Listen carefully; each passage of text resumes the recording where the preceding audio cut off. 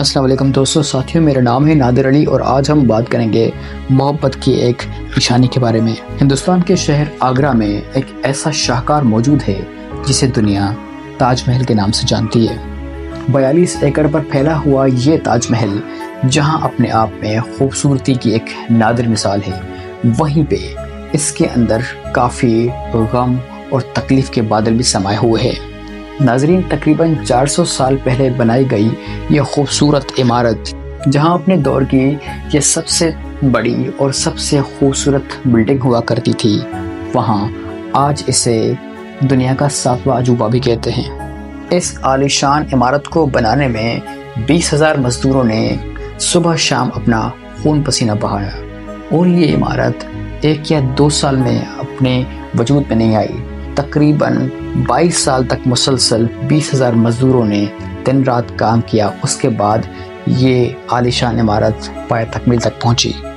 اگر آج کے دور میں اس سنگ مرمر کے مقبرے کی بات کی جائے، اس پورے کے پورے تاج محل کی بات کی جائے تو حیرت انگیز طور پر یہ تاج محل $1 بلین تقریباً 7,500 کروڑ روپیوں سے بھی زیادہ مالیت کا یہ تاج محل ہے، کیونکہ اس بلڈنگ کو بنانے میں مغل انجینئروں نے اپنے ہنر کی کچھ ایسی نشانیاں چھوڑی ہیں جسے آج کے جدید دور کے انجینئرز بھی سراہنے سے نہیں کتراتے۔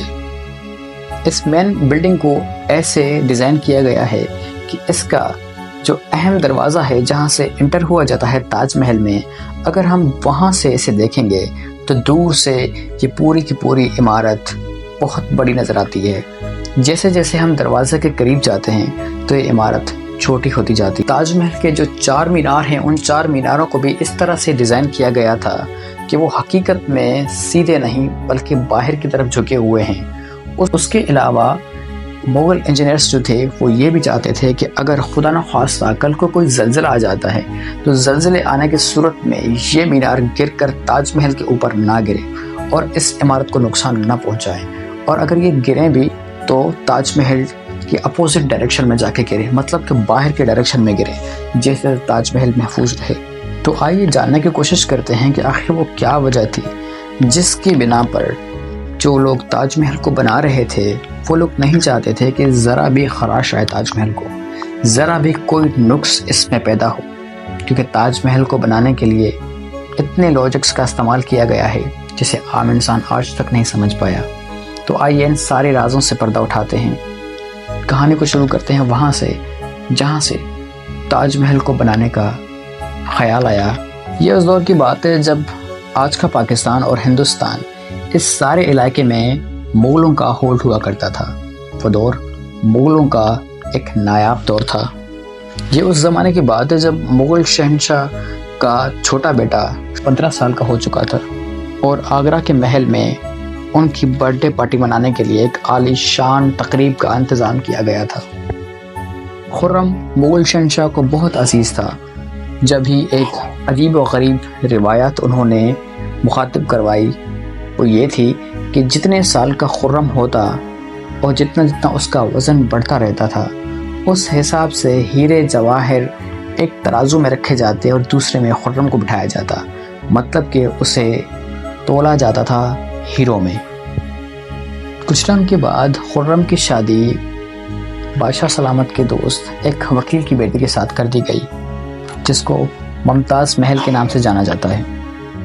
ممتاز بہت خوبصورت تھی اور خرم اور ممتاز کو پہلے دن سے ہی ایک دوسرے سے بے انتہا محبت ہو گئی۔ اگلے 10 سالوں تک شہزادے نے کافی جنگیں لڑی اور تقریباً جنگوں میں انہیں فتوحات ملی۔ جب وہ کافی جنگیں جیت کے واپس آئے تو بادشاہ سلامت کافی خوش ہوئے اور انہیں شاہ جہاں کے لقب سے نوازا، جس کا مطلب ہے دنیا کا بادشاہ۔ شاہ جہاں کی تقریباً 6 بیویاں تھیں اور سب کی سب آگرہ کے محل میں رہتی تھی۔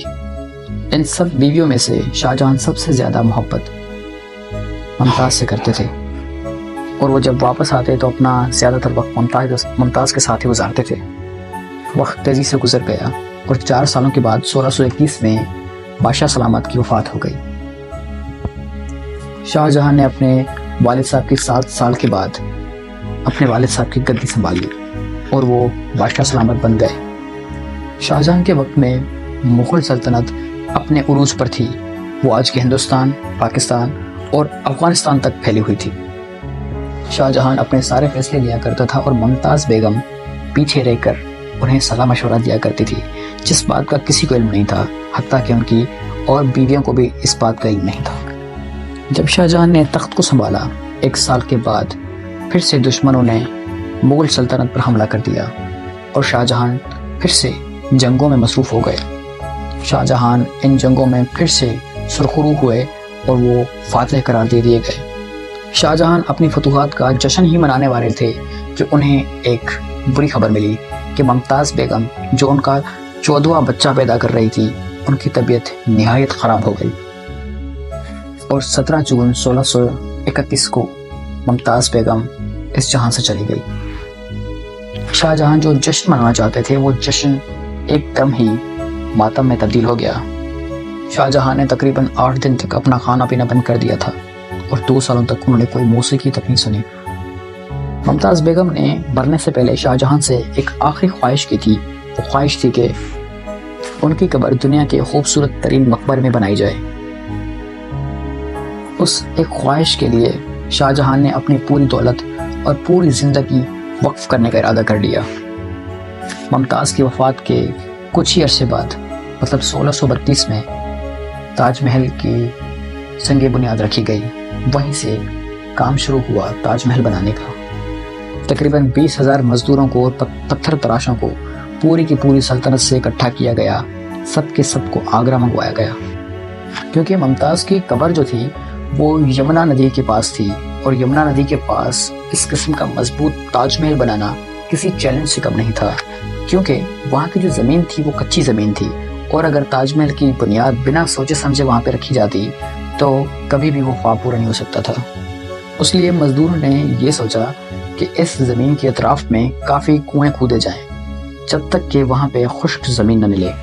ان سارے کنووں کو بعد میں پتھروں اور گاروں سے بھر دیا گیا اور ان کے اوپر پتھروں کے بڑے بڑے کالمز کھڑے کر دیے گئے۔ اس سارے مضبوط کام کے لیے مزدوروں کے ساتھ ساتھ ہاتھیوں کا بھی استعمال کیا گیا۔ اس طریقے سے ایک مضبوط فاؤنڈیشن کا بنیاد رکھا گیا۔ اس کے بعد مرحلہ آیا ڈیزائن کا، کہ ایسی ڈیزائن ہو جو کہ دنیا میں پہلے کبھی نہیں کسی نے بنائی ہو۔ تاج محل کا آئیڈیا، اس کی ڈیزائن شاہ جہاں نے اپنے باپ داداؤں کے مقبروں سے لیا تھا۔ کسی سے انہوں نے مینار اٹھا لیا تو کسی سے فاؤنڈیشن اور کسی سے گنبد۔ تاج محل کی بناوٹ میں لاکھوں نہیں بلکہ کروڑوں اینٹوں کو ایک ہی ٹائم میں پکایا گیا۔ یہ سب کچھ اتنا آسان نہیں تھا۔ اس کے لیے شاہ جہاں نے اپنی دولت کو پانی کی طرح بہانا شروع کر دیا۔ یہ بھی کہا جاتا ہے کہ جو مزدور کام کرتے تھے وہاں پہ تاج محل کی بناوٹ کے لیے، اتنے مزدور زیادہ ہونے کی وجہ سے آس پاس کے جو گاؤں تھے وہاں پہ کھانے کی قلت ہونا شروع ہو گئی تھی، کیونکہ بادشاہ سلامت جتنا بھی کھانا ہوا کرتا تھا اطراف کے گاؤں میں جو بھی فصل ہوا کرتی تھی وہ سب کچھ اپنے مزدوروں کے لیے منگوا لیا کرتے تھے کہ ان کو کسی چیز کی تکلیف نہ ہو اور تاج محل کا جو کام چل رہا ہے وہ بنا رکاوٹ کے چلتا رہے۔ کافی سالوں کی محنت کے بعد جب تاج محل پایہ تکمیل تک پہنچا تو اب یہ مرحلہ تھا کہ اسے سنگ مرمر کے ساتھ سجایا جائے، اور وہ سنگ مرمر آگرہ سے تقریباً 400 کلومیٹر دور راجستھان سے منگوایا گیا، کیونکہ راجستھان کا جو ماربل ہے اسے مکرانہ کہتے ہیں اور وہ مکرانہ ماربل دنیا کا سب سے بہترین ماربل ہے۔ شاہ جہاں نے راجستھان پورے کا جو مکرانہ ماربل تھا اسے بک کر لیا تھا کہ جب تک تاج محل کمپلیٹ نہیں ہو جاتا، اس کی خوبصورتی مکمل نہیں ہو جاتی، مکرانہ ماربل دنیا کا کوئی اور انسان نہیں خرید سکتا۔ اور اتنے بھاری ماربل کو منگوانے کے لیے شاہ جہاں نے 1000 ہاتھیوں کا قافلہ بھیجا۔